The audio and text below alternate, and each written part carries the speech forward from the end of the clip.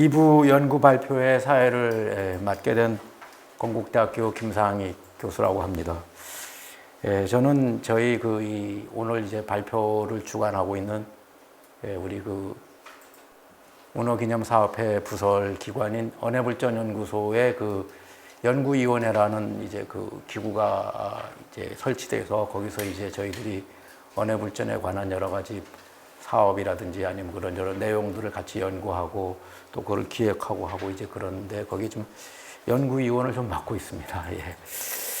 아까 이제 많은 앞서서 여러 선생님, 여러 스님이나 여러분들이 말씀드린 바와 같이 우리 이 문어기념사업회 부설 언해불전연구소에서는 정부의 이제 도움을 이제 받아서 한 몇 년 전서부터 15세기, 16세기에 언해된 방대한 양의 불교 전적을 정리하고 또 그거를 전산화하고 또 그거를 이제 의미와 의의를 이제 정리해서 여러 연구자뿐만 아니라 이 언해불전에 관심 있는 여러분들한테 이제 기초 자료를 제공하는 일을 연구 사업을 하고 있습니다. 예, 올해가 이제 3년 차가 되겠는데 이렇게 발표하게 된 것도요.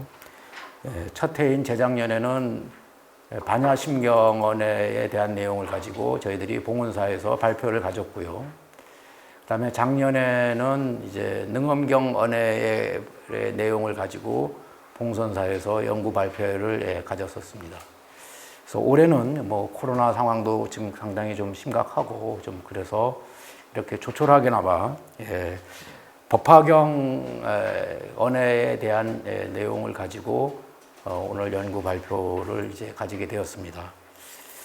뭐 다루는 언해본들도 상당히 양이 많고 또 상당히 이제 복잡한 구조를 갖고 있습니다만은 특히 이 법화경 언해가 그 중에서도 제일 이 구조가 복잡하다고 볼 수가 있습니다. 아까 정광 교수님도 말씀하셨지만 단순히 불경을 언해하는 것만이 아니고 불경을 언해하는 과정에서 다양한 주석본들을 이제 토대로 해서 이 편집을 하게 되는데 이 법화경을 언해는 법화경의 가장 대표적인 두 가지 이제 주석서인 법화경 요해라는 이제 주석서하고 송나라 때 이제 개환 스님이 이제 쓴 교회하고 그다음에 이려 스님이 쓴 이제 법화경 과주라는 두 개의 주석서를 종과 행으로 엮어갖고 법화경 경문을 얹혀서 그거를 이제 언해로 이제 한글로 이제 번역을 해낸 그런 작업과 내용이 되기 때문에 상당히 이 내용을 이해하고 또 이 내용을 체계적으로 이제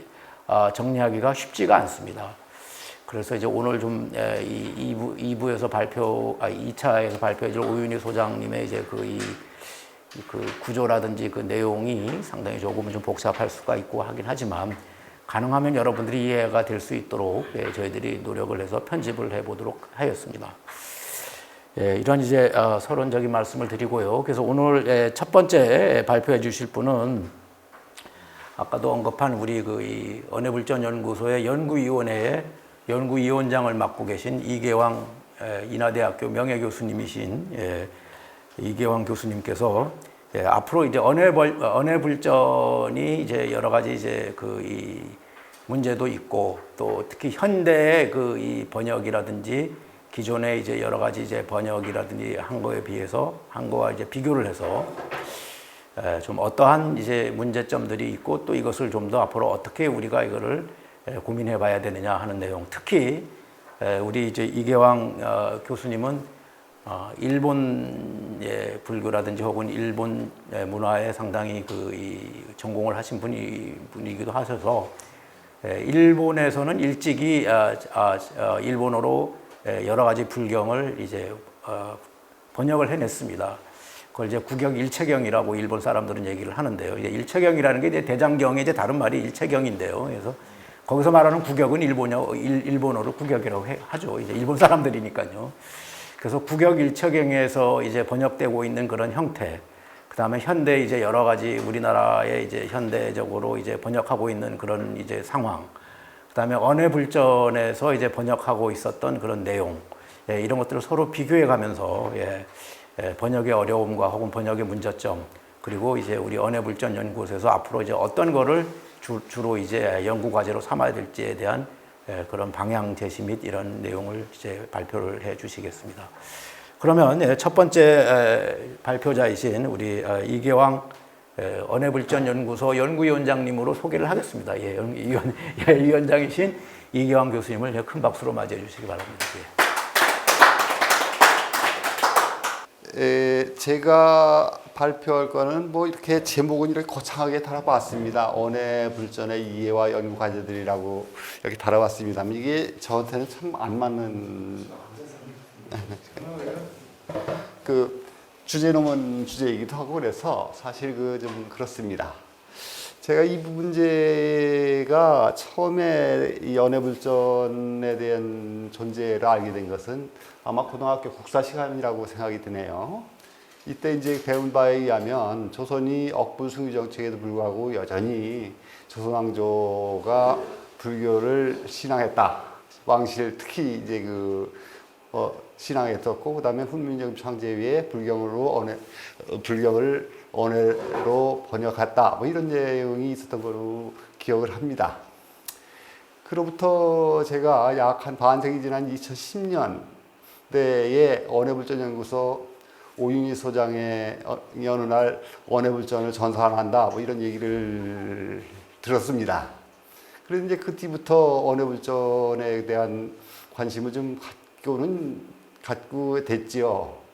그런데 그건 단순한 관심뿐이었습니다. 뭐 그때는 저는 이제 그 대학교 선생으로 이제 다른 일도 있고 해서 별로 관심을 안 갖다가 그로부터 몇 년 지난 후에 이 문화관광부에서 돈을 좀 받고 그다음에 많은 사람들의 도움을 받았다고 들었습니다만은 받아서 어렵게 이제 그 언해불전 전산화 사업이 채택됐고 그 언해불전에 대해서 관심이 증가됐었죠. 그런데 뭐 제가 그 불경을 제대로 아는 것도 아니고 저도 하는 일이 다른 일이 있어서 이제 관심만 유지하고 있었습니다. 그런 중에서 언해불전이죠. 처음 본 것이 2020년대예요. 근데 별로 안 됐죠. 그때는 단지 실물을 본 것, 영인본 자체를 본 건데 신문을 봤죠. 이때 느꼈던 소감은 참 구조상 언해불전의 구조상 참 소상하고 친절하게도 꾸며져 있다라는 것이었죠. 그리고 이때 자신의 역사연구법이 제 자신 그때 당시에 자신의 연구법이 서양 지식 체계에 입각해 있었고 그 체제를 극복하지 않는 한 아마 자신의 학문은 서구 학문의 직접 식민지 속에 있을 뿐이다 라고 하는 사실을 심각하게 고민하고 있었죠. 근데 이 속에서 이제 불교를 공부를 좀 그만둬야 되겠구나 이런 생각도 했죠. 방법론과 체계성, 사실 이 문제는 하나하나의 학설보다도 훨씬 중요해서 이 문제가 극복이 안 된다면은 뭐 결국은 흉내내는 거다 이런 생각을 하게 된 거죠. 그렇다면 우리나라는 또는 나아가서 동양 학문적 체계는 어떻게 무엇인가도 동시에 고민을 하고 있었죠. 이런 와중에서 언해불경을 보면서 어쩌면 이 언해불경이 우리들의 옛날의 학문적 체계 이런 걸 해결할 수 있는 실마리를 제공하지 않을까 이런 생각을 하게 됐습니다. 또한 이때 한때 유행하기도 했습니다만 번역에 대한 관심이 상당히 높아졌던 시기였죠. 그러니까 이와 같은 관심을 가지고 있다가 그 다음에 단지 영인본이긴 합니다만은 언해불전을 보게 된 거죠. 이제 그래서 보면 이 시기에 15세기의 한문의 한글로 번역했다는 것, 한문을 한글로 번역했다는 것, 이 문제는 대단히 눈길을 끌 수밖에 없죠. 또 이 속에서 느껴지는 것, 또 언어란 문제이기도 하지만 자연히 사라져가거나 없어졌던 우리말, 이 문제를에도 관심을 갖게 됐죠. 번역의 문제라고 하는 것, 이 문제는 대단히 중요한 문제입니다만 번역이라고 하는 문제는 결국은 언어의 문제이고 언어는 결국은 개념의 문제이다 라고 하는 거죠. 그리고 언어이기 때문에 당연히 통시성과 공시성이 있겠죠. 언어에 관심이 없다면은 사실 인과학은 연구 자체가 불가능합니다. 또 연구를 한다 하더라도 그 의미는 그렇게 우리한테 주는 의미가 크지 않죠.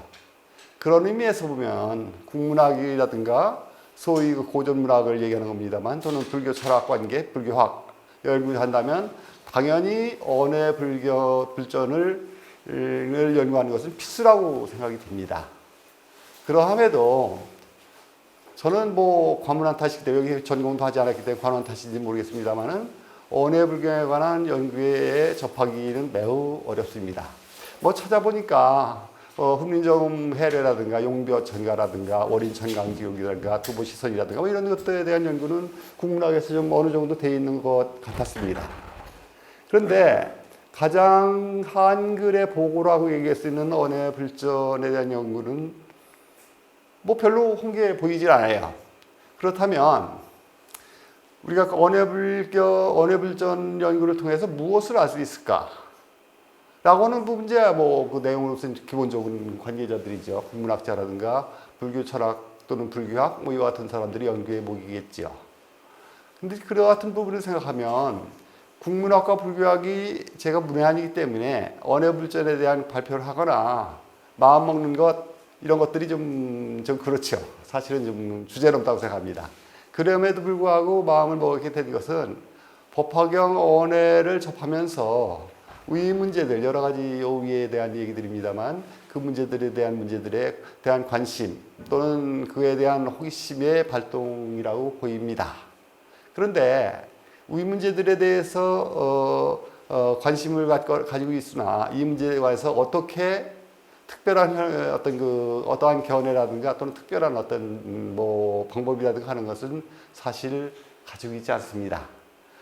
본 발표는 이 위 문제들에 관한 나의 나름의 견해를 이끌어내는 시도이기는 하지만 또 방법의 시도이기도 하고 또 방법의 제안에 불과합니다. 따라서 본 발표는 논리상의 친밀성 또는 증명의 정확성 또는 서술의 적합성 또는 개념의 정확성 또 지식의 개통성 뭐 이런 것들이 이제 학문에 갖춰야 될 어떤 요소라고 생각하는데 이런 요소들을 별로 가지고 있지 않죠. 아주 대단히 모자르다고 생각합니다. 그럼에도 발표를 하고자 했던 것은 이런 것들을 한번 고민을 해보는 건 어떨까라는 생각을 하게 된 거죠. 그래서 이제 우선 이 발표에서는 우선 번역의 문제이죠. 언해 불전을 맛보면서 현재 우리의 불경은 어떻게 번역되어 있는가 하는 문제. 이건 현실적인 문제죠. 두 번째로는 우리가 언어의 문제를 개념의 문제로 생각을 하고 있는 부분이 있기 때문에 언해 불경을 통한 개념의 문제를 좀 생각을 해보면 어떤 방법을 또는 어떤 다른 부분을 생각해 볼 수 있지 않을까라는 생각을 했습니다. 우리들의 대부분의 학문 용어 개념들은 대부분 근대 초기 일본이 서양 학문을 번역하면서 그것이 동아시아직으로 전파해져 정착한 것들입니다. 소위 마루야마 마사고가 얘기했던 사상의 연세라는 거죠. 그래서 이제 그 서양 개념을 일본어로 번역하고 다시 그것이 중국이라든가 또는 우리나라에 전파되게 되고 그 개념들이 전파됐는데 이게 과연 얼마나 맞는지 이런 문제가 되지요. 위의 개념들을 그 서양에서 개념을 일본에서 번역한 걸 그냥 쓴다면 우리들은 사실은 일본의 학문의 식민지를 벗어나기가 상당히 힘이 든 상태입니다. 뭐 이와 같은 부분들이 있죠. 그렇다면 소위 이 근대화 과정에서 오염되지 않은 19세기의 언어 개념을 알아보는 것, 그것은 선조들이 어떻게 불경을 이해했는가를 밝히는 열쇠라고 생각을 하고 있습니다. 세 번째로 언해 불전에 대한 얘기가 지금 그 관계자분들은 더러 많이 알고 계시지만은 사실은 이 구조와 정보가 무엇을 전하고 있는지, 어떤 구조를 가지고 있는지 이와 같은 문제가 그와 같은 문제입니다. 이것은 선조들이 학문 또는 불교를 어떻게 체계화하려 했는가라는 부분 살피는 실마리를 제공하고 있다고 보입니다. 그리고 마지막으로 15세기에 사용됐던 말 중에 지금은 사라지거나 없어지거나 또는 잊혀져가는 단어들이겠죠. 이런 말들, 아름다운 우리말을 좀 생각을 해보는 건 어떻겠는가라는 거죠. 마침 요즘 그 우리말 큰 사전을 다시 편집하고 있는 줄 압니다. 이와 같은 것들을 여기서 좀 더 찾아서 사전에 집어넣는다면 좀 더 많은 풍요로운 우리말이 기록되지 않을까라는 생각이 들죠. 문명의 척도라고 하는 그것은 결국은 언어 수에 있다고 얘기들을 하지요. 많은 언어, 많은 옛날의 언어들이란가 또 아름다운 말을 살려서 현대로 다시 그것을 구사한다라고 하는 것. 그것은 곧 내용의 섬세함을 나타내기도 할 것이다 라고 생각하는 거죠. 따라서 우리말을 발굴하는 것은 문장과 말을 섬세하게 표현할 수 있다는 의미로 보입니다. 그런 의미에서 원의 불전에 쓰인 아름다운 우리말이죠. 우리말을 발견하여 사용하는 것. 그것은 곧 우리들의 삶의 문제, 우리의 문화의 척도를 좀 더 풍부하고 고양시킬 것이다 라고 생각을 합니다. 다시 한번 말하지만 저는 이 발표의 내용이 매우 부정하기도 하고 방법상의 정합성도 없습니다. 본 발표는 단지 언해불전에 관심을 가지고 있는 평범한 사람들과 함께 우리 문제들을 생각해 보기 위한 텍스트와 기회를 제공하고 이 텍스트 분석의 방법의 일단을 생각해 보자는 의도만을 내재하고 있습니다.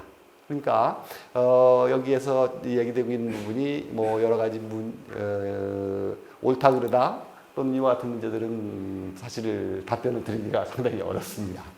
자, 그래서 이제 첫 번째 번역의 문제로 들어가면 뭐 첫 번째 들어가는 것이 그 법화경 첫머리에 나오는 여시아문, 일시, 불주, 왕사성, 기사국산 중 뭐 이런 것이죠. 그게 가장 위에 부분에 해당하는 부분이에요.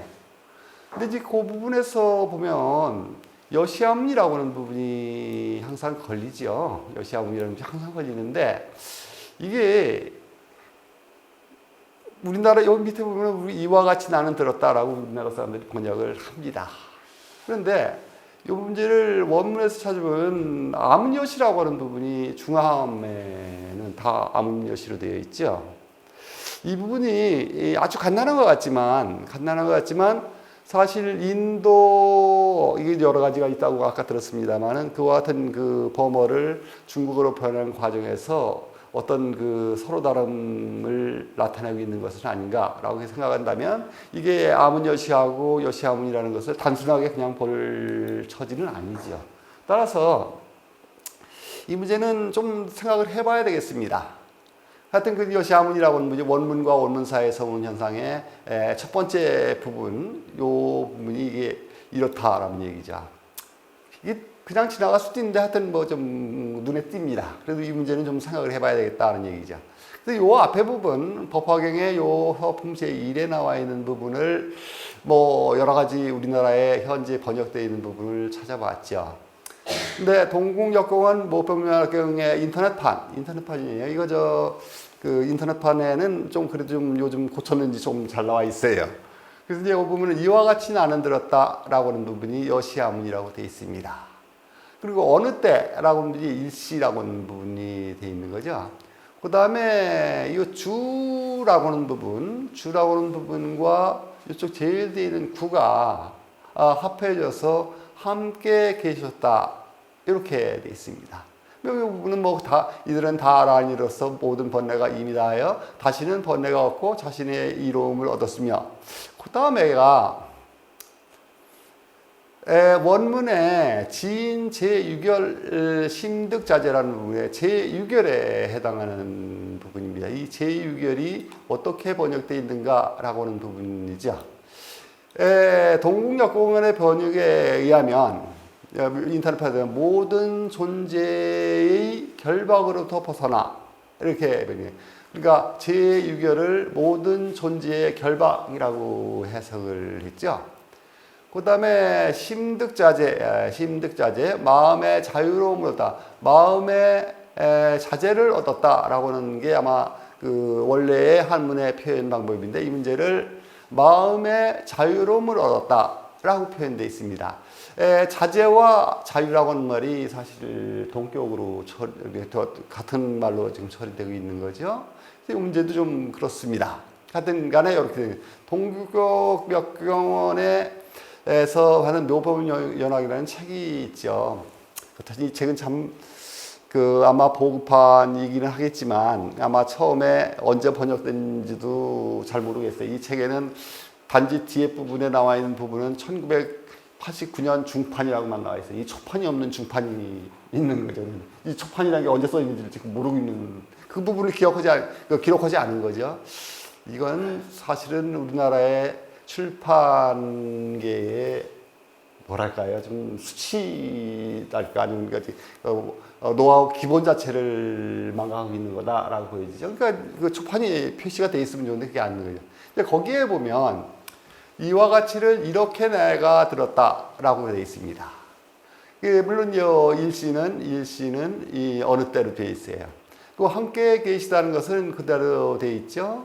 그 다음에 이제 그 마음의 자유로움을 얻었다는 게, 요때는 제6열의 문제가 모든 존재의 결과로부터라고는 인터넷 파지고, 그 다음에 여기는 모든 유의 결박으로부터 나네. 유라고 하는 문제가, 이게 위에는 존재라고 되어 있는 거죠. 존재의 결박이라는 문제, 존재를 유로 그냥 거죠. 그래서 모든 유의 결박으로서 벗어나 마음의 자유로움을 얻었다. 여기는 마음의 자유로움을 얻었다. 요거는 위에 똑같죠. 그래서 이 같은 부분이 동국여권의 인터넷판과 1989년의 중판에서 보여지는 현상입니다. 그러니까 이렇게라는 문제가 지금 되어 있는 거죠.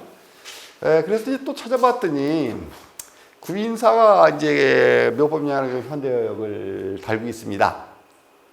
거기에 의하면 이와 같이 나는 들었다. 이와 같이 나는 들었다는 똑같아요. 근데 이와 같이 나는 들었다는 이와 같이 내가 들었다라고 돼 있어요. 그리고 어느 때는 마찬가지로 어느 때도 돼 있습니다. 그런데 기사굴산에 머무르시어라고 하는 부분이 제 위에 보면 주에 해당하는 부분이죠. 주를 해석을 해놨습니다. 위에는 안 돼 있죠. 그리고 함께 계시었다라고 하는, 계셨다라고 하는 문제는 위에나 똑같죠. 아마 요거는 보면은 여와 구애를 한 번에 해결하는데, 더불어 대비구중과 더불어 12,000인과 함께하였다. 함께하다라고 하는, 이 구가 이제 함께하다는 게 더불어하다라는 그런 말인데, 이제 여자와 더불어 이렇게 한 거죠. 그래서 이 같은 부분으로 번역을 하고 있습니다. 이걸 정리하면 이와 가치를 이렇게라고 하는 것. 또 여기에 문제가 되는 부분, 아문 여시라고 하는 부분에서 생각해요. 이 아문 여시하면은 문은 타동사고 여시가 목적어가 되죠. 여기는 그냥 여시를 부사로 해석했는데, 이 문제가 좀 문제가 될 수 있죠. 그래서 이제 하여튼 간에 이와 같이 문이라고 하는 부분을 자동사로 볼 것인가 차동사로 볼 것인가 라는 문제가 우선 걸려 있습니다. 그 다음에 한국의 경우에 이와 같이 어떻게 이렇게 또는 뭐 이렇게 돼 있으니까 모두 자동사로 보고 있다라고 나타냅니다. 문이 자동사인가 타동사인가라고 하는 문제는 뭐 좀 생각을 좀 해봐야 되겠죠. 그런데 여기는 확실히 타동사인 것 같은데 여하간 그렇게 돼 있죠. 주와 구를 결합해서 함께 계셨다 또는 함께 계셨다, 계셨다. 구인사본은 이 문제를 구별하고 있는 거죠. 구인사본에 보면은 머무르시어라고 하는 표현하고 함께 계시다는 걸 구별하고 있죠.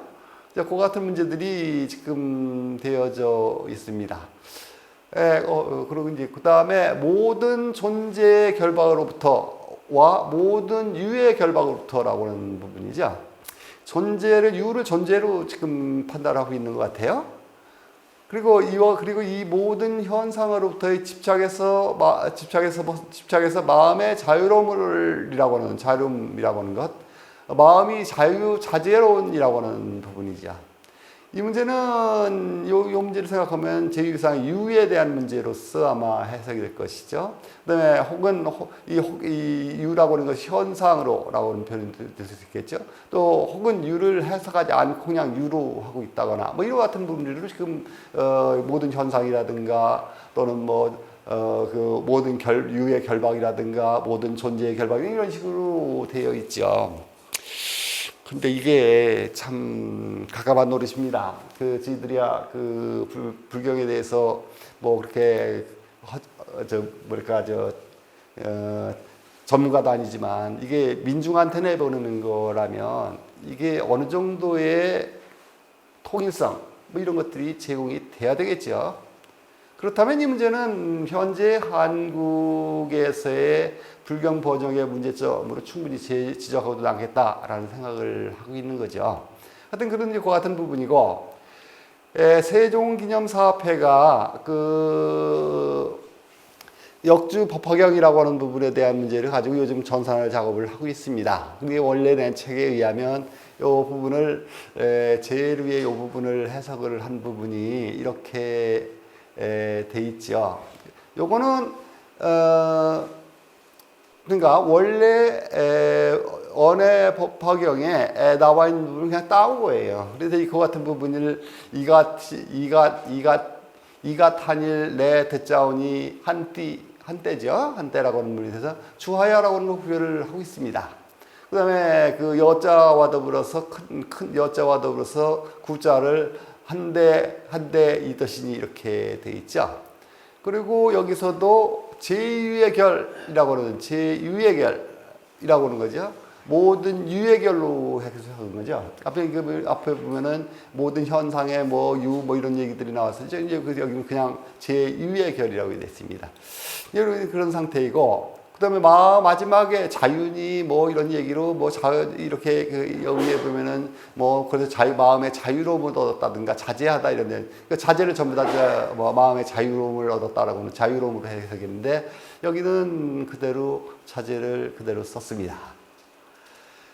이 문제를 다시 이제 세종기념사회가 이 문제를 우리말 현대어로 한 것이 이와 같은 것을 내가 듣자오니 한때 이게 어느 때라고 지금 번역되어 있었죠. 다른 동국대라든가 이런 동국대 인터판이라든가 또는 동국역공원에서 만든 게 전부 다 어느 때로 되어 있죠.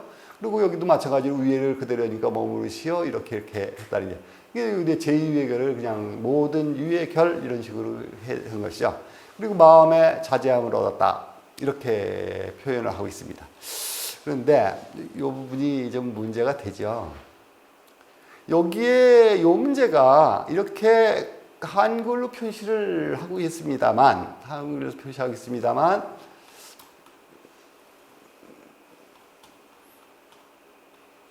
원래 경전에 의하면 그렇게 간단하지가 않아요. 한글에 해당하는 부분에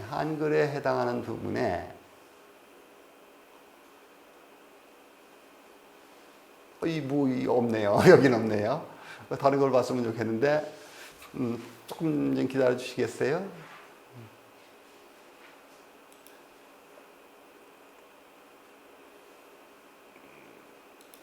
이 글자들을 보면, 여기에 보면은 기호들이 있습니다. 기호들이 있는데, 이 기호를 전부 다 뺐어요. 옆에는 점이 하나 있거나, 글자의 왼쪽에 점이 하나 있거나, 점이 둘이 있거나, 이런 부분이죠. 한자에도 여러 가지 기호들이 있는데, 이 문제를 해결하지 않았습니다. 이 얘기는, 텍스트를 다룰 때 그렇게, 자기 멋대로 필요한 부분을 뽑아낸다는 것은 사실 있을 수가 없어요. 텍스트는 텍스트이기 때문에 텍스트에 있는 그대로를 전산화시킨다 하든 아니면 어떻든 간에 전부 다 집어넣는 게 기본이에요. 그래서 이제 이와 같은 문제가 좀 있다 이런 얘기죠. 그래서 이와 같은 문제들을 우리가 생각할 수 있는 거죠. 이 부분이 이 부분을 전체적으로 생각을 해보면 동국 역경원의 번역과 세종기념회 사업의 법화경 언해를 비교해보면 세종기념사업회 법화경 언해는 여시를 타동사로 쓰고 있고 어느 때를 한때로 생각을 하고 있는 주와 구를 구별해서 주를 주하샤 여를 여와 구를 합해서 한데 있더시니라고 얘기를 한 거죠. 그 다음에 제6결을 존재유 현상 등으로 번역하지 않고 제2의 결로 해서 아주 간명하게 처리하고 있습니다. 자제도 현재 상태 자유로 뭐 마음의 자유를 얻었다 이런 얘기를 하는 건데 사실은 자유라고 하는 걸 자제라고 하는 말로 그대로 번역하고 있습니다. 요런 부분들이 그 아까 얘기했던 부분 텍스트를 아주 거칠게 다루고 있다라고 하는 부분. 그러니까 이 문제는 좀 더 그 세종기념사업회나 우리나 이 전산학에서 텍스트가 가지고 있는 모든 내용들을 전부 다 잡지 않으면 안 된다라는 얘기죠. 요까지가 이제 우리 한국에 대한 얘기인데 일본은 어떻게 되어 있는가라고 하는 얘기인데 아까 그 사회자님께서도 설명해 주셨던 국영일체경의 법화경에 해당하는 부분입니다. 이 책은 1928년에 나온 책입니다. 그러니까 지금부터 한 100년 가까이 되는 거죠. 그러니까 이제 100년 전에 어떻게 번역했느냐 하는 얘기인데 가꾸노고 도고 와다시 기기노 이지지 부츠 이렇게 있는 식으로 해서 이거는 줄을 스마시다마이라고 돼 있죠. 여기는 여가 또 생략이 돼 있어요. 여가 일본말로 도모입니다. 도모니라고 하는 말인데 요 구자가 도모나오예요. 이것도 도모가 들어갔으니까 아마 요거를 합해서 여자를 빼버리는 듯한 느낌입니다. 그 제2의 결은 모로노 유게츠라고 해서 유결을 하나로 먹고 제를 부사로 본 것, 모든 부사입니까? 아닙니까? 앞에 부분을 꾸미는 거. 그래서 이제 그 모든 유결이라고 하거든요. 유결로 본 거죠. 유결이라는 문제를 하나를 보고, 제를 앞에 그 접두 쪽으로 생각하는 거죠. 그, 거꾸로 자제라고 하는, 그, 심득자제라고 하는 부분인데, 그 부분에 자제를 그대로 쓰고 있습니다. 문제를 풀어보면 문을 타동사로 보고 있고 주와 구를 구별하고 여를 생략하고 구를 합쳐서 함께 하시다라고 하는 표현에 도모나리기 이렇게 하죠. 제6결은 이렇게 유결을 하나 하죠. 이 유결을 전부 풀어보면 결 있음 혹은 있는 결 이렇게 표현이 될 것 같아요. 그러니까 있는 결을 모두 제하여 이런 표현이 되겠죠. 하여튼 결이 있음을 모든 결이 있음을 제한다 이런 표현이 되겠죠. 진한다, 없앤다 이런 표현이겠죠. 다 한다 이런 표현이 되겠죠. 이 같은 부분입니다. 그리고 이 1928년에 만들어진 일본의 국영일체경입니다만 사실은 요즘 그 인터넷판에서 나와 있는 인터넷 동국역경원의 인터넷판에 나와 있는 주보다 훨씬 더 많은 주가 달려 있고 범어라면 범어를 전부 다 인도어라면 전부 다 범어를 표시하고 있습니다. 그렇다면 1928년에 만들어진 이 경과 일본의 문제와 지금 2000년이 되고 1989년이었죠. 그리고 지금 이런 것도 작업하는 것 요 구인사 번역은 언제 번역했는지가 안 나와 있어서 해결하지 못했습니다만 이것도 아마 근대겠죠. 모든 현서 집착을 보니까 아무래도 아마 90년대 넘어서일 거다라는 생각이 들어요. 1928년에 만들어진 번역본과 1980년대에 번역된 우리들의 경전 솔직하게 얘기를 하면 저는 국영일체경이 훨씬 더 잘 돼 있다고 보입니다. 이거 좀 문제죠. 하여튼 이와 같은 문제. 말하기 힘듭니다만 사실 저는 이렇게 느껴요. 이거는 확실히 그와 같은 부분이에요. 그래서 이제 그와 같은 부분은 이제 현재 우리들이 하고 있는 일에 대한 얘기인데, 여시랄 아문하사오니 이게 요 부분이 우리나라의 어디에 우리 언해불전에 나와 있는 거예요. 이와 같은 것들을 번역을 해서 이같으니 이같하닐 내 듣자오니 이렇게 번역하고 있어요. 그다음에 구와 주를 한데 잊으시더니 이렇게 번역을 하고 있어요. 요즘 번역보다 나은 것 같아요. 그다음에 제유의 결은 그 모로노 일본 같은 경우에는 일본 같은 경우 여기 부분에 보면은 모로노 유게츠 이런 건데 모든 유결을 이런 말이에요. 근데 여기는 어떻게 돼 있냐면 제유결을 하나로 제유의 결 이런 식으로 돼 있죠. 이건 뭐 아마 좀 생각을 좀 해봐야 되겠죠. 그다음에 자제라는 문제도 그렇게 돼 있습니다. 근데 그 부분을 번역을 했을 때 이렇게 번역을 하나 이가 단일내 듣자오냐 여기 저 점들 이런 것들이 있었죠. 여기 보이죠. 근데 이쪽에 세종기념사협회는 안 보이죠. 그러니까 이 부분이 그 텍스트를 다루는데 편의적이다라고 하는 비판은 피할 수가 없겠다라는 생각이 듭니다. 그래서 요 같은 문제들이고, 그래서 이제 그 다음에 이제 우리들이 하는 일을 요 같은 부분을 따라서 하면은 요 부분을 이 언어는 이런 식으로 한 거고, 그거를 현대역을 한다면 이 같음을 내가 듣자오니가 정확할 것 같아요. 그 한데 있으신 함께 계시었다라든가 하여튼 괜찮을 것 같아요. 또 그 마음의 자유로움을 모든 현상으로부터의 자유 뭐 이런 얘기인데 그대로 자제로 드는 것이 좋겠다라는 생각이 듭니다. 이와 같은 부분을 보면 이제 이게 언어에 대한 문제, 번역에 대한 문제에 대한 결론이 읽으면 이렇죠. 이상화해서 할 수 있듯이 번역에는 많은 차이점이 보입니다. 그 가운데서 어느 것이 원경의 의미를 가장 가까울 것인가? 1928년 일본 국영체보는 경은 언의 불경과 대체로 유사하다고 보입니다. 현재 동국대 역공원의 번역본이라든가 구인사 번역본 이런 부분에는 혼란이 보인다. 예를 들면 자유와 자제 같은 것들이죠. 또 현상과 유에 대한 얘기죠. 뭐 이런 같은 것. 이것은 불교계 고승대덕이나 학자들이 모여서 의견을 종합해서 경을 다시 번역해야 한다. 그 번역해서 그것을 대중에게 통일된 어떤 번역본을 제공해야 될 시점에 와 있다라는 얘기를 할 수 있겠습니다. 그런 과정에서 언의 불경은 꼭 참조를 해야 하겠다라는 얘기예요. 왜냐하면 가장 정확할 것 같은 생각이 되기 때문에. 그러니까 언의 불경은 꼭 언의 불절을 꼭 참조를 해야 될 것이다라는 생각이 듭니다. 나아가 범어 또는 영역본 이런 것들도 참조를 해야 되겠죠. 범어본이라든가 영역본을 참조해야 되죠. 이와 같은 경우들을 다시 번역해야 하며 또 어려운 말이나 개념들은 어느 형식이든 간에 자세하고 친절한 줄을 달아서 설명해야 될 필요가 있다라는 얘기죠. 이 경우 언의 불절은 대단히 도움이 되리라고 보여집니다.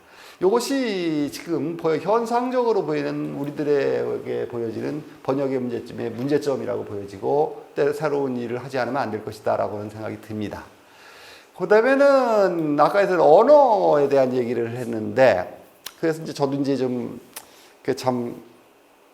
이 부분을 어떻게 할까라는 생각을 많이 고민을 했습니다만 일단 위에 대한 자유 또는 자제 이런 문제들이죠. 이 문제들을 어떻게 불경의 언의 불전에는 사용을 했는가 또는 불경에는 어떻게 사용했는가 이 문제를 생각을 했죠.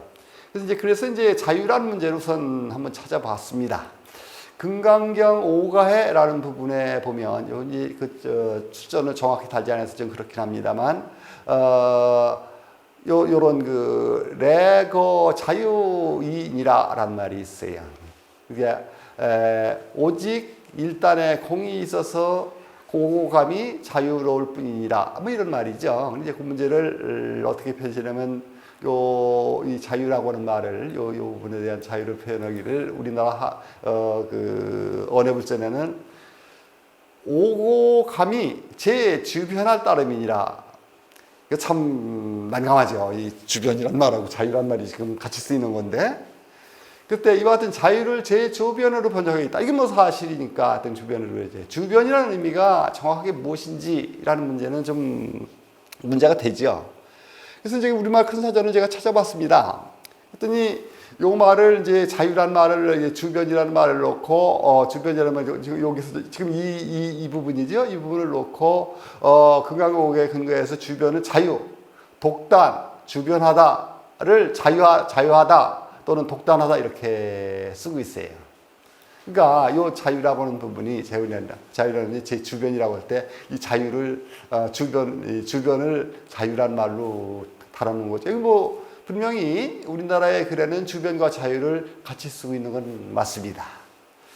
뭔지 모르지만 좀 잘 안 맞는다는 생각이 드는데 그래서 이제 좀 머리를 한참 생각을 했는데 에이 좀 그렇네요. 그리고 이제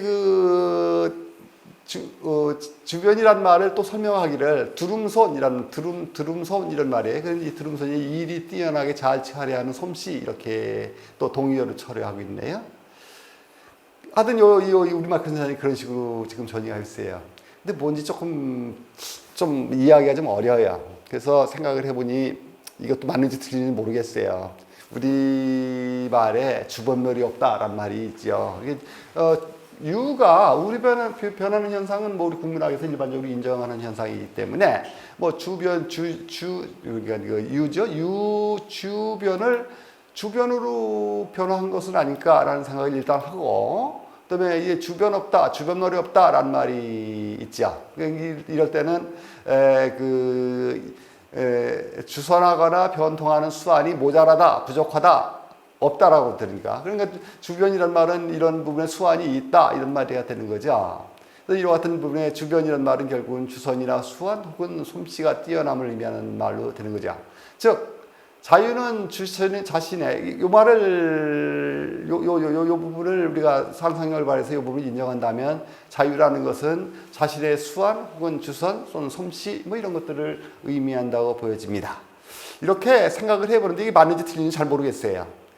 하여튼간에 그와 같은 부분인데 그래서 이제 요 문제를 좀 더 이제 좀 생각을 해봤죠. 이 생각을 해보다 보니까 이런 의미인데.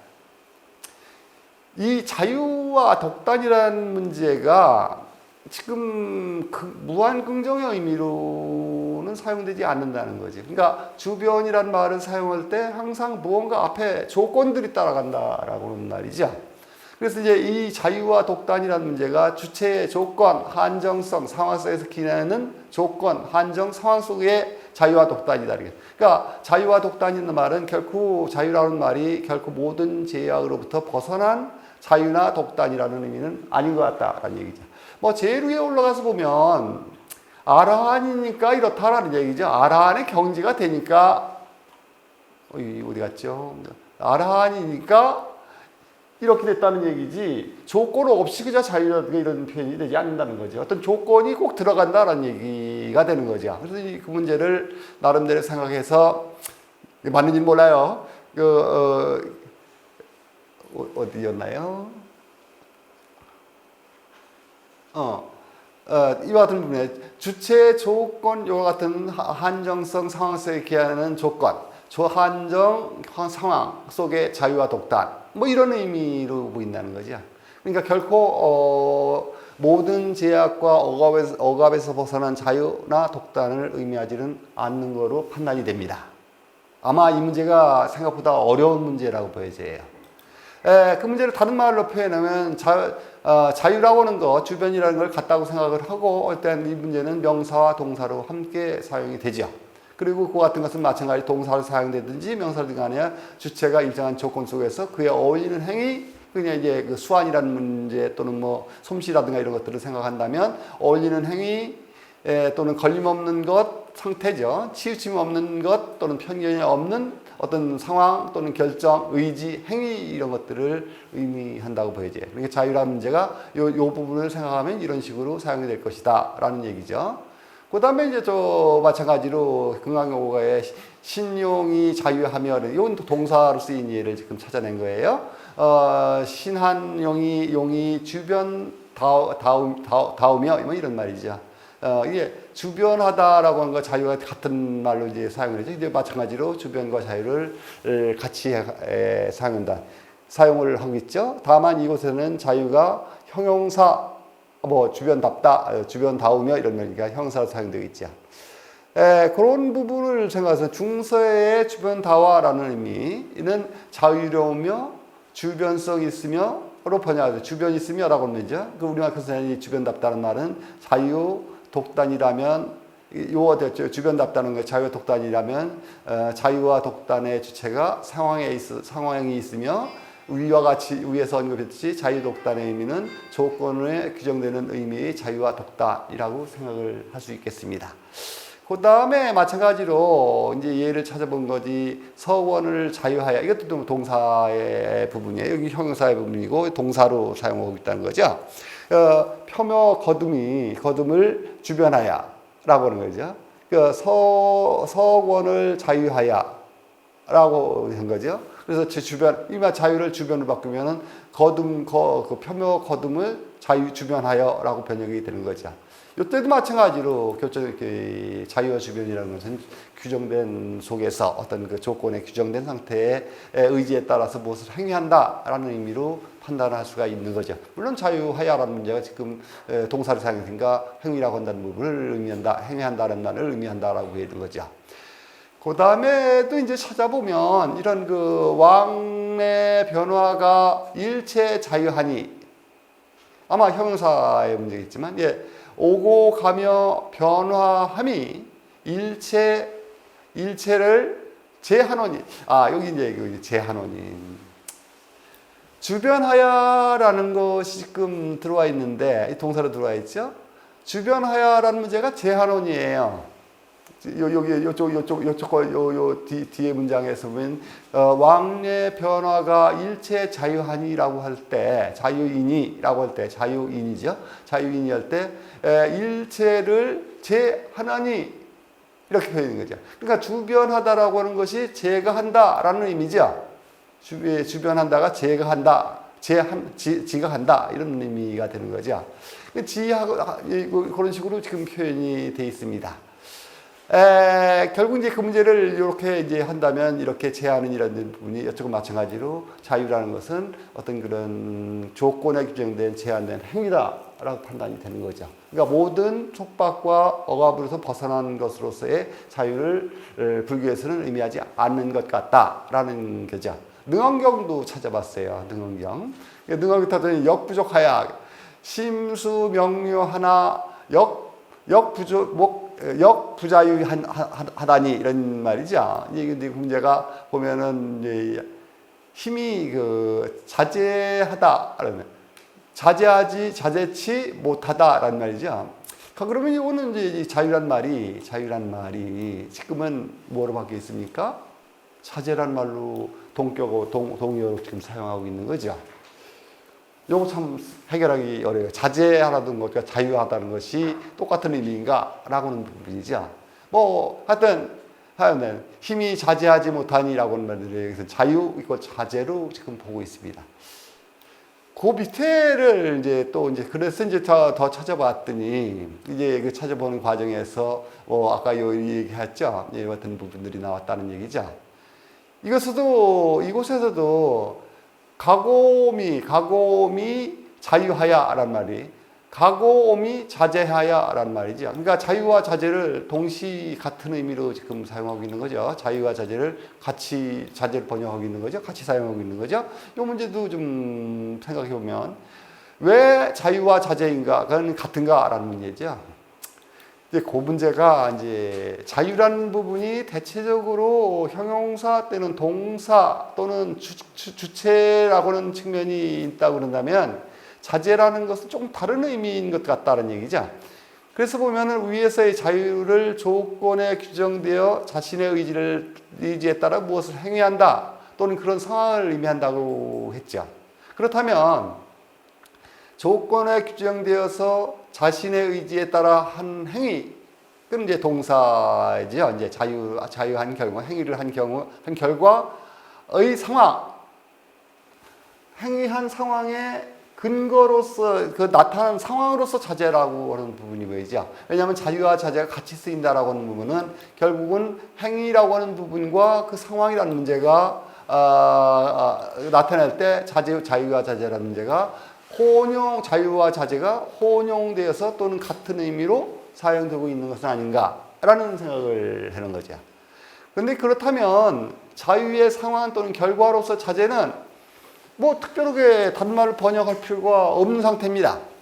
자제라고 하는 말을 자유를 자제로 바꿀 수는 있지만 자제라고 하는 것을 특별하게 다른 말을 바꿀 필요가 없다라는 거야. 뭐 우리말로 보면 지가 있다는 이제 지 스스로 있다 이런 의미 되는 거죠. 그러니까 그 부분의 상황을 다시 바꿀 필요가 없었다라는 얘기야.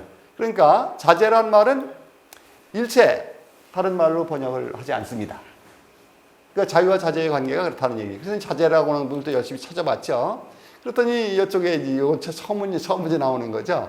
법화경에 나오는 처음에 진제유결하여 심득자제하라 하니라고 하는 문제인데 그 문제도 이제 해석을 하면 어떤 의미가 되냐면 제유의 제유의 시옷인데 이거는 서시옷의 제유의 결이라고 하는 것이요. 그걸 다 마음이 자제함을 득하였다, 얻었다라는 이거 자제 번역하지 않겠습니다. 그대로 사용하고 있는 거죠. 그다음에 또 다른 데에 그 능언경에서 찾은 거지만 득자제력, 득대자제력 하야라는 말이 있는 거죠.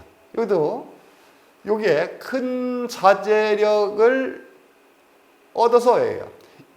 자제를 특별하게 다른 말로 번역하지 않는다는 거죠.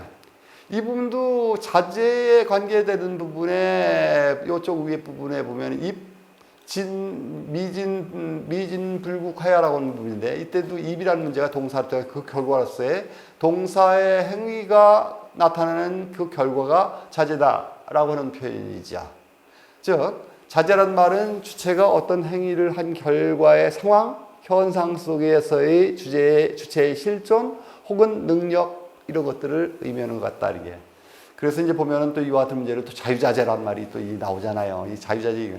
그럼 이건 또 뭐 이제 우리말로 완전히 표현하면 죄로 말미암아 자자를 스스로 죄라고 하는 표현이 많았으니까 죄로 말미암아 죄 있음이라고 할 수나 있겠는가라는 거죠.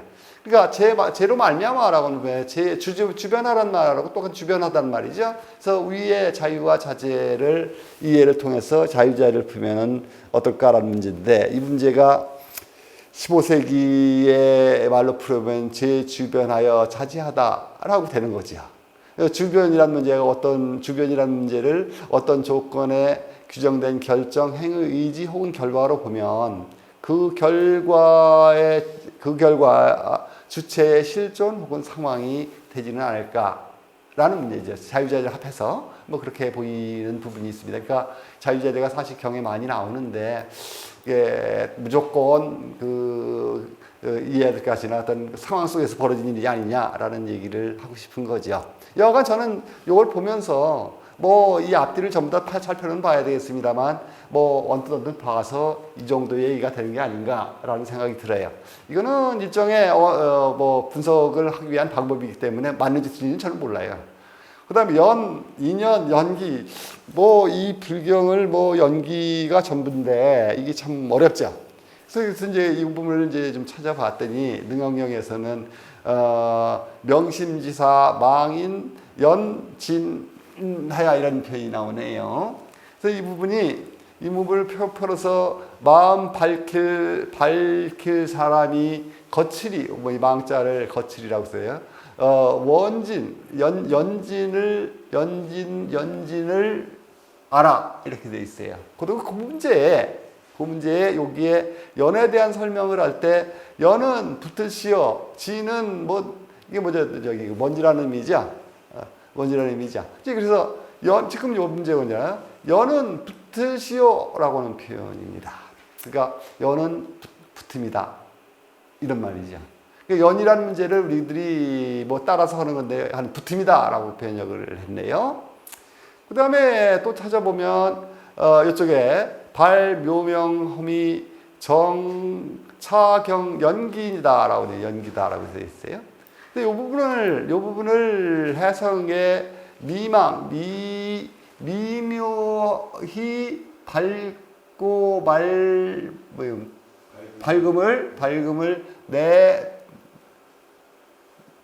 밝음을 내요라는 표현인가요? 정의 이 경을 연하여 이루리다. 그러니까 연하여 이루다. 근데 이 부분은 보면 연기란 말이 지금 나와 있는데 이 기가 지금 일으키다, 일어납니다라고 해. 일어난다라는 말을 지금 표현을 하고 있는 거죠. 그럼 이제 그렇게 생각하면 연기는 연하여 일어남, 연을 붙음으로 번역하면 연기는 붙어 일어남 이렇게 될 수가 있습니다. 그 다음에 이제 그 뒤에 보면 이것도 이제 연 때문에 찾은 건데, 여기 30 이상, 열의 30 이상 이라컷이니라고 하는 그 부분이, 이 부분도 전부 다 안하나 뭐 이렇게 해서 나오는 건데, 여기도 보면은, 열의 30 이상을 붙어라커니라고 되죠. 이 연이 지금 뭐가 되어 있냐면은, 붙다라는 표현으로 되어 있는 거죠. 그리고 연은 붙음으로 지금 표현하고 있습니다. 이쪽에도 마찬가지로 연이라는 게 일어남 또는 연을 붙음이라고 하는 문제 되어야 되는 거죠. 그래서 어떤 거죠? 연은 붙음이다. 연은 번역할 경우에 모두 붙음으로 하지 않고 번역하지 않는 경우가 많지만 여하간 연을 붙음이라고 하는 표현으로 많이 사용을 하고 있다라는 거죠. 그 다음에 능형경에서 이제 연은 이런 식으로 파악을 찾아본 거고, 그 다음에 인연이라는 거를 능형경에서 찾아보면은 이거 참 어려운 말이죠. 그 1대4 인연으로 하지 않음이 없다. 참 어려워요. 참 좋은 말이죠. 좋은 말이에요. 하여튼 간에 인연이란 말이 1대4의 인연으로 하지 않음이 없다. 라고 하는 표현이 나옵니다. 근데 그 다음에 요 부분에 대한 설명을 해나가는데, 아니군요. 요 부분에 대한 요 부분이 있는데, 어디인가요? 하여튼 요 부분이 있는데, 석비 인연이야 하시리니, 가물이 위인이요, 순물이 유연이니, 라고 하는데요. 즉, 무정취할세 비인연이라 이렇게 말이 있어요. 이 문제가 보면은 현대어로 번역하면 현대역에 물을 여기에 보면 물에 붙다라고 하니 가물이라고 하면 물을 붙음이 인이요란 말이죠. 여기는 인을 나타낼 때 물에 붙는다라는 의미예요. 그러니까 현대가 물을 붙음, 그냥 붙임 또는 붙음 뭐 이런 의미가 인이다 이렇게 지금 얘기를 하고 있습니다. 이 앞에 부분은 잘 나가는데 이렇게 되면 여기서 이제 그 붙음이 인이 또 붙임이라니까 이게 좀 머리가 좀 아프죠. 물을 쫓음이 연인이라고 하는 말이야. 물을 쫓아가는 것, 물을 쫓는 것이 연이다 이렇게 해서 이미 일정한 뜻이 없으니 인연이 아니로다 이렇게 이제 번역된 거죠. 인연이 아니다 이렇게 번역한 거죠. 참 이게 좀 곤란한 거죠. 인, 붙음, 연, 쫓음이라고 하는 부분을 지금 설명을 하고 있고, 위에 부분에서 배웠던 연을 붙는 붙음이라고 생각한다면, 인과 연은 같이 해석이 됩니다. 참 가장 중요한 연의 개념이 이름하고 똑같다고 그러니까 상당히 힘이 들 수밖에 없죠. 이게 뭐 이 사실이 맞다, 틀렸다 그랬으면 간단하지만 사실 이게 맞다고 만약 가정을 한다면 이거 정말 곤란해지는 거죠. 이 부분을 어떻게 종합적으로 이해할 수 있는가라는 부분에 대한 머리를 뭐 이게 틀렸다고 얘기를 해버리면 간단하지만 그렇지 않다고 한다면 맞았다고 치면 이 문제는 좀 심각합니다. 그래서 이제 생각을 해봤어요. 그래서 이 설명을 맞다고는 전제하에서 이 부분 해결수의 논리를 찾는다면 어떤 것이 있는가라는 얘기죠. 아마 순환론일 것이다라고 이거 절대로 맞았다라고 주장하고 싶으면 하나도 없어요. 제가 생각하고 이런 식으로 해석을 할 수는 있지 않을까 그런 가능성만을 지금 타직을 하고 있는 겁니다. 순환론밖에 없다고 보여집니다. 순환론이라고 하는 거, 순환론은 당연히 그 속에 다양한 방향성, 이게 좀 문제죠. 방향성과 무한성이 존재한다. 이 말이 쉬운 말이긴 한데 순환론이니까 그럴 수밖에 없는 거죠. 방향성이란 말이 지금 이해가 잘 안 갈 것 같은데 이거는 한 곳으로 이렇게 흘러가는 모습이에요. 그리고 흘러가는 모습이 어떤 일정성을 가질 수도 있지만 그것이 무한성을 다른 쪽으로 전이할 수 있는 부분이 있어서 그렇습니다. 특히나 공간에 대한 문제를 집어넣으면 상당히 힘이 들어지죠. 따라서 순환론에 입각한 설명은 자칫하면 불가지론, 불가지론에 빠지기가 쉽습니다. 끊임없이 변화되는 상태이기 때문에 불가지론에 빠지기 쉽죠. 순환으로 어떤 현상, 행위, 상황 이런 것을 설명하자 한다면 제한을 설정하지 않으면 이해가 되지 않습니다. 다시 말해서 이게 그냥 떨어져 놓으면 뭐 모른다는 상태가 돼버리죠. 이럴 때 이 문제를 그대로 놔버리면 결과적으로 불가지론 이꼴 신이 돼서 보통 보면 신의 어떤 신비성 같은 걸로 나타나고 거기에 대한 어떤 그 복종성 같은 것들을 가져오게 될 가능성이 높아요. 그렇다면 이러한 제한성을 설정하지 않으면 이해가 안 가니까 이러한 조건 속에서 물을 붙임이라고 하는 말이 인이요 물을 쫓음이 연이며 연은 붙음으로 정리한다면 이는 최초에 나타나는 붙음 원인이 되는 부분이고 인이 돼서 그 쫓아의 결과로서의 연에 따라서 붙음이죠. 이것도 붙음 원인이 있어서 연이 되고 결과라든가 쫓음이 되는 거죠. 연이라는 문제가 그대로 하나의 개별적인 사실로 떨어지는 것이 아니라 그 자체가 다시 인이 되는 상태죠. 연이 인이 되어 다시 연을 갖게 되는 거죠. 쫓음을 나타내는 거죠. 그래서 끊임없는 반복의 의미를 갖게 됩니다. 연과 인이 이렇게 되어서 연은 연이 되고 연은 다시 인이 돼서 다시 연이 된다 이렇게 보이는 거죠. 아마도 저희가 제시한 이 부분이 뭐 틀리겠죠 아마. 그러나 여하간 그런 식으로 지금 이 문제를 종합적으로 해석하면 그렇다 이제. 이때 인과 연을 인간이 인지하는 시간의 흐름을 매게 할 것인가. 우리는 지금 이렇게 얘기하니까 인과 붙음과 쫓음이 있으니까 당연히 시간성에 대한 문제를 이렇게 인지하는 시간으로 매개를 하고 이해를 하는 경향이 강합니다.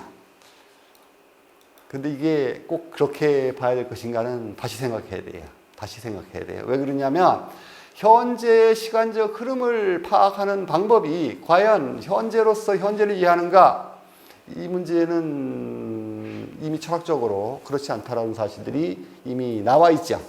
따라서 어떤 시간의 흐름이라는 부분을 우리들이 보통 얘기하지만 이 문제를 좀 생각을 해야 된다는 얘기죠. 아니면 동시적인 현상으로 파악할 것인가라는 문제는 매우 중요합니다. 연이 붙어이름이라고 하는 연기라는 문제가 붙어이름이라는 문제가 단순하게 시간적인 부분을 얘기하는 것이 아니라 공간과 같은 시간대에 있는 여러 사물들의 관계성을 의미한다면 이 문제는 대단히 심각합니다. 그러니까 현상으로 이야기를 할 경우는 매우 중요한 거죠. 이와 같은 문제에서 이제 여러 가지 연기론에 대한 문제들이 아마 발출이 되리라고 봅니다. 말하자면 억감연기서부터 시작해가지고 중중부진연까지의 관련성 이런 것들이 되리라고 보여지는데 저는 사실 이 문제에 대해서 견해는 가지고 있진 않아요. 고민된 건데 인연이라는 말이 사용돼가지고 이제 뽑아본 건데 이거는 뭐 설명을 하려고 했던 게 아니라 불교의 본질에 가까운 부분을 얘기하고 있어요. 이게 색온인데요. 색수상식의 색인데 색음이 허망하여 본래 인연이 아니며 자연성도 아니다. 우리 스님들이나 설명해야지 저는 설명 못합니다. 여간 이 문제는 본질에 갖고 있는 게 온에 대한 문제가 인연이 아니고 자연성도 아니다 이런 얘기죠. 이게 인식의 작용이라고 치면 우리의 인식의 작용이 원래는 인연이 아니다라는 얘기가 되는 거죠.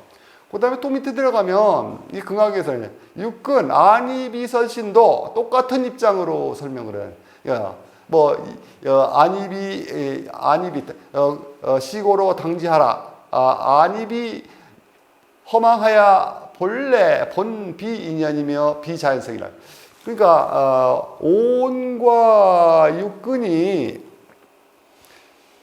인연이 아니고 자연성도 아니다. 이 문제는 아마 불교를 이 부분을 어떻게 이해할 것인가는 심각하네요. 이 문제는 좀 심각해요. 근데 난 모르겠어요.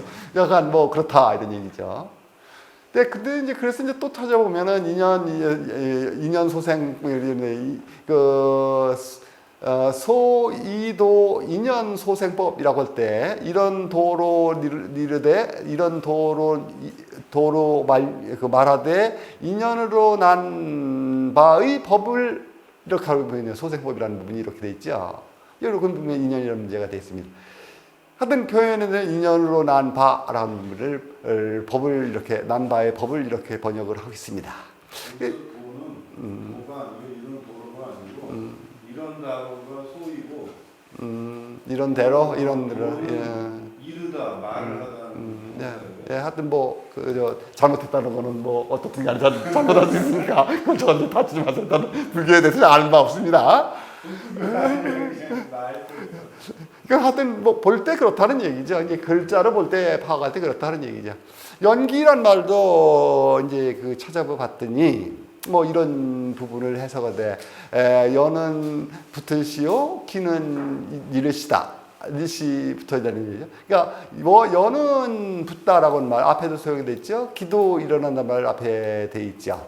예, 그래서 진성 연기를 막지 아니하니 경이 능히 벌법을 내고 연기가 진성을 막지 아니 불법이 곧 불법이 아니니라.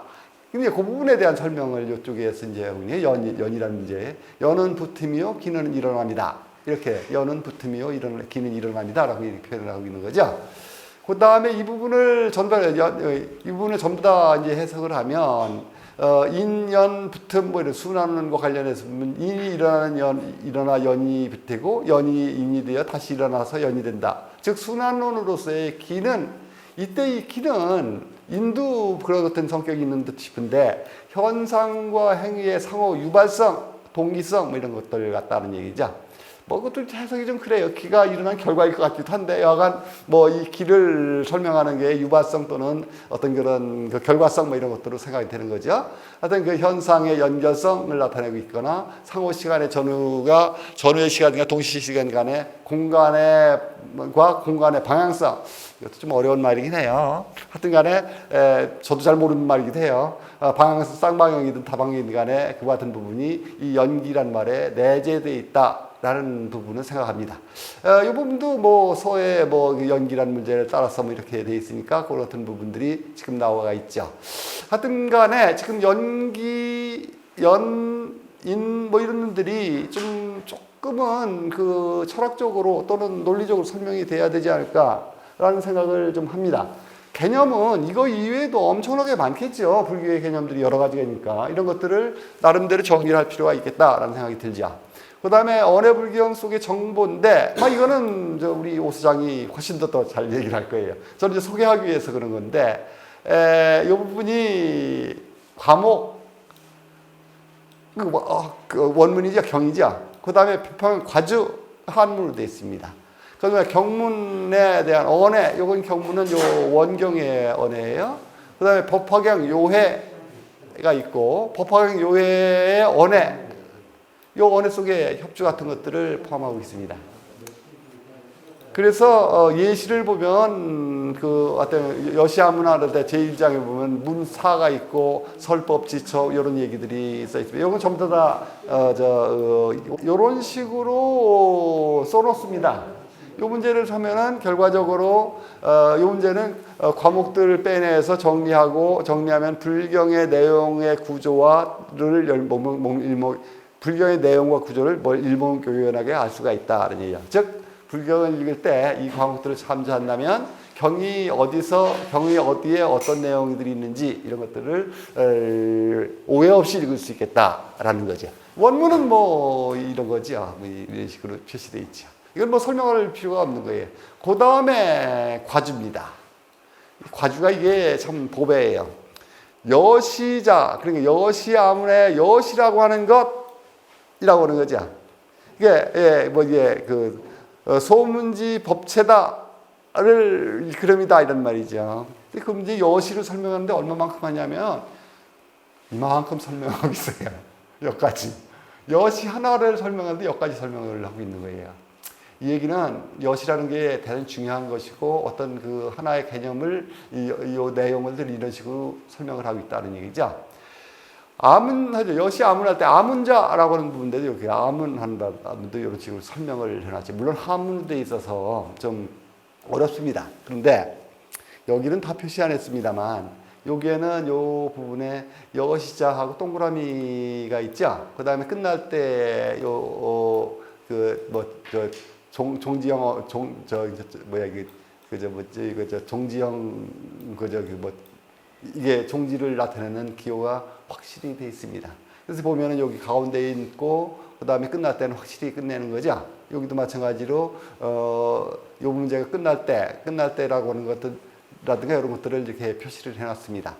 이 얘기는 불경을 한문을 제대로 읽지 못한다 하더라도 나름대로 저렇게 표점이 있기 때문에 읽기 어느 정도 한문을 알면 읽을 수 있다 이런 얘기죠. 그러니까 우리가 한문을 조금만 공부를 하면은 좀 할 수 있다는 얘기죠. 그다음에 이렇게 많이 설명하고 있는 거 이거는 사실 사전 역할을 하고 있죠.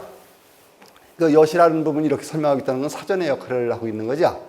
그래서 보면 사전 역할을 하고 있고 따라서 불교를 배우거나 연구하는 사람들은 이 과주를 읽어서 이해한다면 빠르고 정확하게 그리고 효율성 있게 불교를 공부할 수 있지 않을까라는 얘기죠. 그 다음에 이 문제가 이제 원문에 대한 해석을 이렇게 내리고 있습니다. 이 부분이 아까도 얘기했지만 이 같은 부호들이 있는데 이 부호들을 지금 무시하고 있어서 좀 불편하다라는 얘기죠. 그 다음에 요회라는 겁니다. 요회는 요즘 말로는 이렇게 이런 것들이 이렇게 한문의 뒤쪽에 이렇게 연기되어 있어서 이것도 불경에 어느 정도의 토를 달고 있기 때문에 읽어보길 수가 있습니다. 사실은 불교에 대해 한문과 한자에 대한 조그마한 실력만 있다 하더라도 가능하다라는 얘기죠. 그 부분을 다시 이제 요회를 돼서 이제 요회를 언해하고 있는 거니까 이제 이 같은 것들이 아까 이런 것들이죠. 자, 그렇다면 요 속에 포함되어 있는 내용들은 요 기호들, 이 기호들은 이건 대단히 중요한 부분이죠. 중요한 부분으로 한글을 연구할 때, 15세기 한글을 연구할 때 대단히 중요한 정보를 많이 담고 있다라고 하는 거죠. 이 정보들을 뽑아서 보면 전 글자가 있을 때 오른쪽 가운데에 점이 있거나 또는 두 개가 있는 형태라고 합니다. 근데 없는 형태, 이게 두 개가 있으니까 없는 형태가 하나 나올 수밖에 없죠. 이게 거성이니 상태, 상성이니 평성이니 이런 얘기를 합니다. 여하간 그렇게 얘기를 할 수가 있겠는데 여하튼 그 문제가 좀 더 얘기를 더 해봐야 되겠다는 얘기죠. 그러니까 이 문제가 이제 언어라는 문제가 대체적으로 모든 언어라는 게 고조 장단이 없는 언어는 사실 없죠. 그걸 표현을 할 것인가 말 것인가, 그 필요성이 있는가 없는가라는 얘기인데 언어라는 게 고조 장단이 있는 거는 확실한 거죠. 그렇다면 15세기에 이 시기에 이것이 왜 필요했느냐라는 문제를 의심을 할 수밖에 없어요. 그러니까 15세기 불교 언해불전에 의와 같은 형태로 표현된 무수히 많이 존재하는데 이건 무엇을 의미하는가? 이건 뭐 이런 얘기를 해도 그만이겠죠. 혹 이 형태가 표기가 말의 고조 형태를 표시한 것이라면 그것이 15세기에 왜 필요했는가? 이 문제는 설명을 해야 되죠. 이 문제는 설명해야 돼요. 그리고 그 규칙은 무엇이냐? 이건 뭐 어느 정도 설명이 가능하라고 보여져요. 그래서 하여튼 왜 필요했는가 문제는 꼭 설명을 해야 될 것이다 라는 얘기죠. 그건 뭐 국문학자들이 주로 해야 되겠죠. 특히나 이 법화경 언해본이 한 판으로 정리된 건 아니죠. 몇 개의 판들, 보통 3개 정도 되는 것 같은데 여러 판들이 모아져 가지고 하나의 판본을 이룹니다. 그렇다면 시기의 차가 보인다는 거죠. 시기의 차가 보인다는 것은 그 속에 변화를 가지고 있다라는 얘기도 할 수 있어요. 그렇다면 한글의 변화, 훈민정음의 변화도 추적할 수가 있죠. 또 다른 면에서 보면 한자에 대한 문제가 표시되어 있기 때문에 나는 과문에서 그런지 중국의 그 사성을 표시했다라는 표시하고 있는 부분을 내가 본 적이 없어요. 그렇다면 이건 15세기의 한문이 어떤 형태이고 지금은 어떤 형태로 변했는가를 나타내는데 연구하는 대단히 중요한 자료가 될 것이다 라고 판단합니다. 그러니까 중국어의 변화, 이것도 지금 볼 수 있는 것은 이렇게 표시한 것이 언해부전밖에 없기 때문에 이걸 연구하니까 중국의 어떤 발음 변화를 볼 수는 없다라는 얘기죠. 그 다음에 나타난 게 이제 한자의 성조인데 김성규 선생님이 아주 이런 글들을 쓰셨어요. 그런데 그 이제 제 자료를 보면은 뭐 별로 그 훈민정음 해례본하고 또는 뭐랄까요, 이 양반이 쓰신 게 주로 보면은 그 뭐 몇 가지 자료를 사용을 하고 있습니다. 그런데 이 문제가 요 소개를 하고 있고 그다음에 이 문제에 대한 걸 계속 발전을 시키고 있는 건데 동국정문 같은 것들을 좀 사용하고 있대요. 그런데 가장 보고라는 부분인 독파경 또는 언해불전은 일체 인용을 하고 있지 않아요. 혹시라도 이 부분을 좀 더 연구를 한다면 다른 얘기도 할 수 있을지도 모르죠. 아니면 연체까지 나와 있는 부분을 좀 확증시킬 수 있는 자료로도 사용되겠지요. 그러니까 이 문제는 국문학자들이 좀 생각을 해봐야 된다는 얘기예요. 그래서 보면은 한자에 이런 식으로 거의 표시가 되어 있죠. 이 부분을 내규탱이로 표시하고 있는 건데, 이 부분에 이 부분인데, 이 부분은 언어에 표시되어 있는 부분이고, 이 한자의 성조에 관계되는 한자에 보면은 이런 식으로 표현되어 있죠. 요거는 잘 글자의 왼쪽이죠. 왼쪽에 하단. 요거는 왼쪽에 상단. 이런 거죠. 그 다음에 오른쪽에 하단. 이런 식으로 되는 거죠.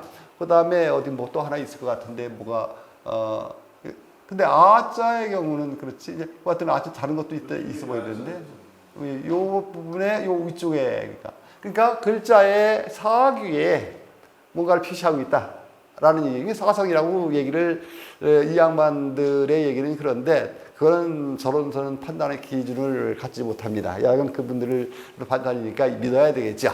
그래서 이 같은 부분, 언의 표기라고 하는 부분과 관련되는 성조점에 대한 문제도 그렇고, 또 이 언의 표기된 부분에 엄청나게 그 같은 것들이 있기 때문에 여러 가지를 설명할 수가 있겠다는 얘기죠.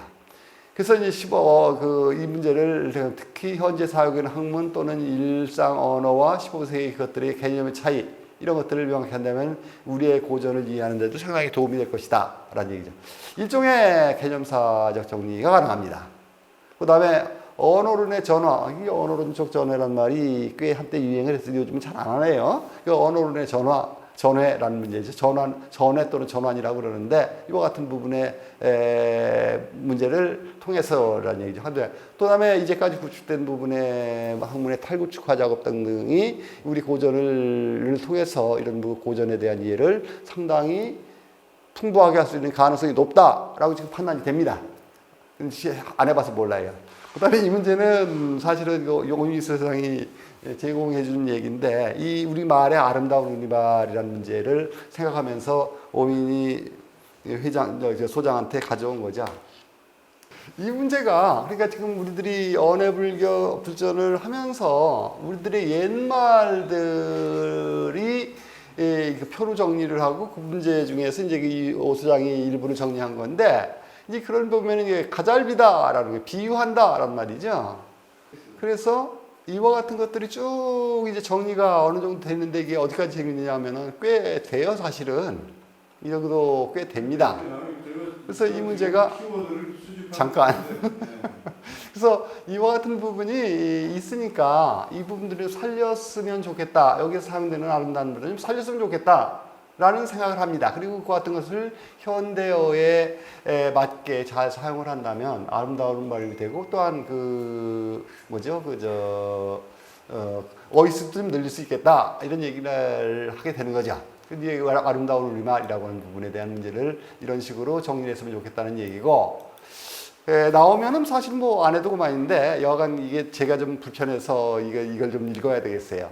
본발표가 어떤 결론을 내기 위한 것이 아니어서 특별히 주장할 내용은 없습니다.